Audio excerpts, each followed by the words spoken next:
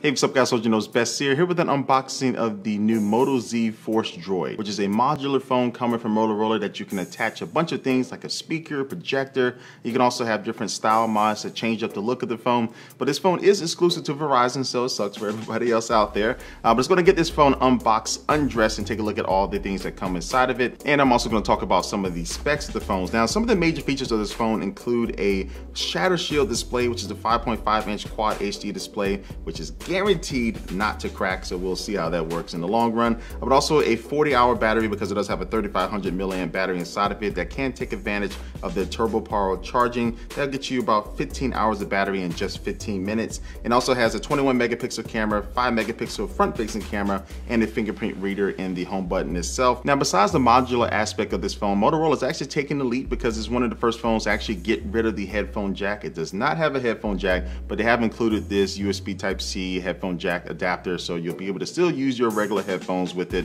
but it's just another cable that you're gonna have to carry around with you. And now this is the USB Type-C wall charger that will allow you to take advantage of the turbo power charging that will get your battery charged very quickly, as I mentioned before. All right, so now it's going to get back to the phone itself, and the first thing you will notice is that there's a lot of fingerprints on this phone because it does attract fingerprints like crazy. Now, more than likely, you're going to have some type of case or style mod, as I'll show you here in a second, so you're not going to see a lot of those fingerprints. But overall, I really do like the design of the phone. It's very sleek, kind of simple, does feel very solid in your hand, and as you take a tour around to the phone, on the right-hand side, you'll find the volume buttons and the power button. At the bottom, you will find that USB Type-C port, and at the top, you'll find the micro SD card and SIM card holder, so you'll be able to expand the storage because it only comes in 32 and 64 gigabyte configurations. Now, on the back, you will find that 21 megapixel camera, and we'll test that out, and I'll show you how that performs in my full review. But it does have a pretty nice big camera hump, but that's because, in my opinion, because of the style mods and different mods you can add on to it to make it a little bit more flush, and I'll show you that here in just a second. And these are the pins where the mods are going to be attaching themselves onto magnetically, so everything's just going to attach on, nothing to clip on, nothing like that.